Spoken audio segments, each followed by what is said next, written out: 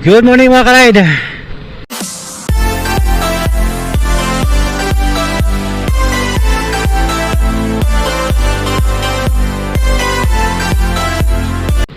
Happy Friday morning, February 6, 2026 mga ka-ride. So mambubulabog tayo sa umaga na ito. Mambubulabog tayo sa mga nagpapasaway.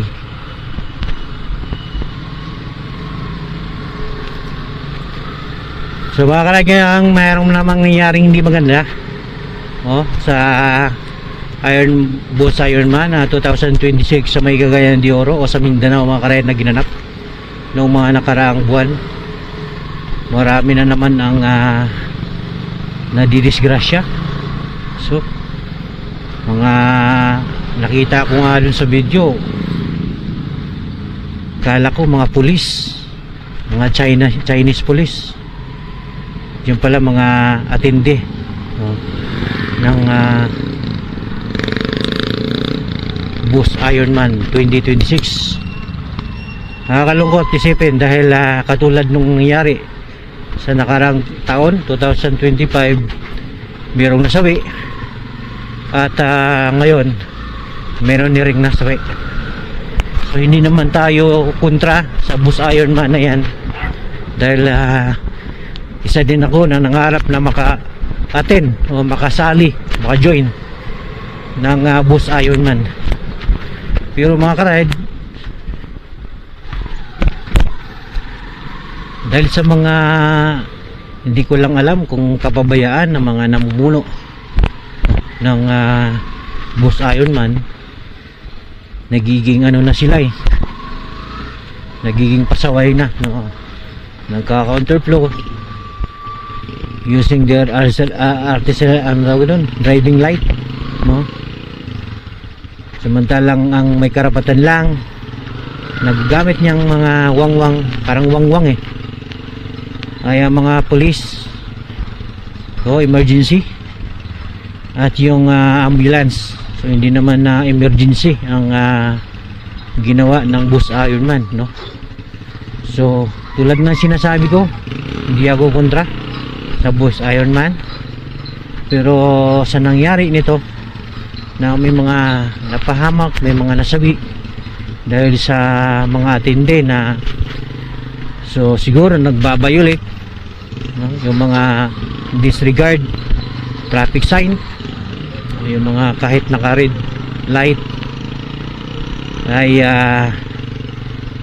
nag-go pa rin sila. So masasabing disregarding traffic light o traffic violation dahil hindi sila huminto during na nag-red light dun sa may traffic light. So nakikita natin, although hindi naman lahat, even din dun sa mga nagka-counterflow o using the double lane na dapat ay ang gagamit yung mga nakakasalubong, pero ginawa nila, so parang gumagamit sila ng hazard light o ano pa tawag nun. So narapat na hindi naman dapat gawin. Akala ko nga kasi talaga mga Chinese police, kasi yung lock nila, yung attire nila parang yung mga Chinese. So maganda naman sana yung intensyon, kasi nga ika nga parang nakakatulong din yung mga tindahan, pero sana meron nang nangyari nung nakaraang taon 2025 na Boss Ironman, may namatay na. So ngayon din ay parang hindi ako sure, may namatay din na isang atinde, isang rider. Sana wag natin gamitin dun sa mga kayabangan, masasabing kayabangan ba o kung ano man ang disgrasya, masasabi natin disgrasya. Pero yung mga disregarding sa mga traffic rules natin, mostly during the time na naka red light o yung traffic light, siguro parang anong tawag nun, parang sinusuway nila yung batas natin kasi binaliwala nila yung mga traffic sign, mga traffic rules. So paano kung may mga tumatawid doon, parang nagbibigay, babawala sila, nagbubusina, nadadaan sila. So dapat ay iayos, at yung mga rider din dapat yung mga atinde dapat din alam nila yung mga karapatan o mga nararapat nilang gawin. Posible naman hindi nila alam yung mga rules ng Boss Ironman. Alam ko may mga training yan bago sumabak. Iwan ko lang kung sumali si Boss Red. Meron na tayong meron nang nangyari nung nakarang taon. Hindi pa tayo nagiging hindi pa tayo nadala, hindi tayo naaawa dun sa pamilya na mawawala ng buhay o mawawala ng padre di pamilya o kung sino man yun, no? Mawawala ng mga mahal sa buhay nila dahil sa kanilang ginagawa dun sa Boss Ironman yan. So nakakainis lang din manonood sa mga comment dahil parang pinagmamalaki pa nila yung mga nangyayari. Dapat hindi ganoon Paano kung isa sa pamilya natin ang nangyari ng ganyan? Siguro hindi din tayo matutuwa. Buhay na kasi yung pinag-uusapan So meron na sana tayong, dapat may mga na tayo na dapat kasi nga, di ba, nung nakaraang taon may mga namatay na, may namatay na disgrasya na, may mga siguro nabangga na. Ngayon meron din marami ding mga karambulan. At yun nga, parang isa sa atende ay namatay, kung hindi ako nagkakamali. Sorry kung mali. Tapos may mga civilian na nasasawi din. So kawawa naman yung mga pamilya na maiiwan dahil lang sa kapabayaan ng isang organisasyon. Sa isang organisasyon, dahil sa kapabayaan, may mga buhay na mawala, may pamilya na magiging kawawa, Sana maraming bisis na yan nangyari. Kakaalam ko yearly ang ginaganap ng Boss Ironman na yun Kaya hindi imposible kung hindi pa matututo yung mga atinde o yung mga nagmamanage. Sabi nga nila mahirap sugdahin dahil yung mga nag-organisan yan mga mayayaman, mga mayayaman yung mga nag-organisan yan So hindi ko alam kung anong purpose ng Boss Ironman kasi pagkakalam ko yung mga atindi ay nagbabayad So hindi ko alam kung ano yung makukuha nila to prevent that kind of activities, ride na Boss Ironman nga.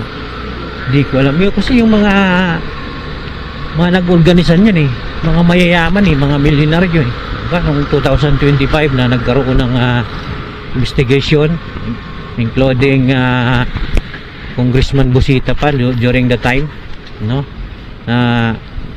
mayroon ngang namatay, mga milyonaryo ibig sabihin may mga pera, may mga kakayahan sa ang tawag nito, sa larangan ng mga ganong klaseng organisasyon, mga ganong klaseng sports. So including our senator, kung di ako nagkakamali, kung nag-join si Senator GB Ercito, kasi alam ko si Senator mahilig din sa ganyang kind of activity. Tulad nga ng sinabi ko nung una, hindi ako hater ng Boss Ironman kasi nga we are also nag-ambisyon na maka-join ng klaseng event na yan.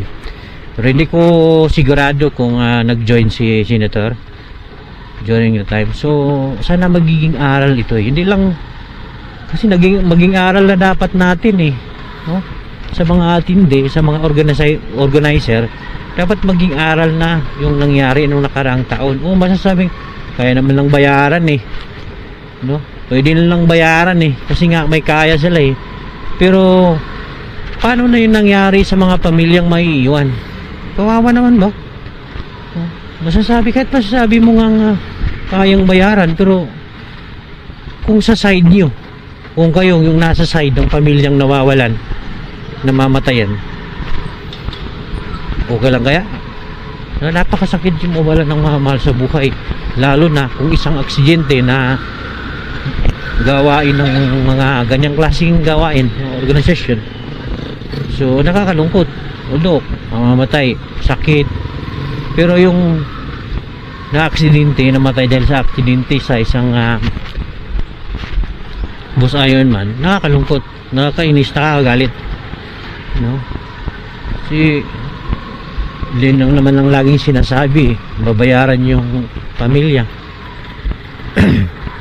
bibigyan ng kabuhayan. Pero napakasakit dun sa side ng family. Kayo na lang isipin nyo na lang kung halimbawa sa inyo nanggagaling, sa inyo nangyayari, sa inyo na lang side, kung matutuwa kayo, dahil bayad, may pera, pero meron kayong mahal sa buhay na nawawala dahil sa ganong klaseng laro, ng klaseng organisasyon na hindi ko alam kung talagang pasaway lang talaga yung mga atinde, no? Dapat hindi tayo ganun, dapat natuto na tayo kasi may namatay na may nawala ng buhay, ngayon may namatay na ulit, no? Hindi ba tayo, kailan ba tayo matututo? Kailan ba tayo magiging makialam, o may karoon ng pagpapahalaga, not only to our attendee but also the people na mga nasa paligid, nasa kalsada, na madadaanan ng mga bus Ironman attendee. So sana ito yung makita, no, ng not only the organizer but also the attendee, no, para makita naman nila yung nangyayari. May namatay na sila kung hindi ako nagkamali, may mga attendee na namatay. So paano kung sa kanila mangyayari ulit? So dapat magiging aware na tayo, matuto na tayo, na magiging alisto, o magiging anong tawag nito. So yun lang mga ka-ride, no? Dapat ng mga namumuno, not only the namumuno pala, including din sa mga attendee, mga rider, na wag po sarili yung isipin natin, wag po makasarili, isipin mo natin yung buhay ng tao na mawawala dahil sa kapabayaan natin. So okay naman yan, masaya nga yan pero kung may buhay na nawala,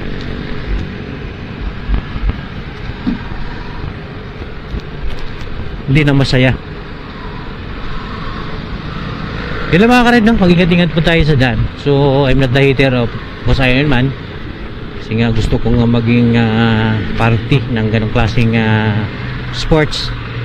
Pero yun nga, sana magiging awareness, alerto, o magiging aral ito sa atin na may namatay na, may napapahamak na.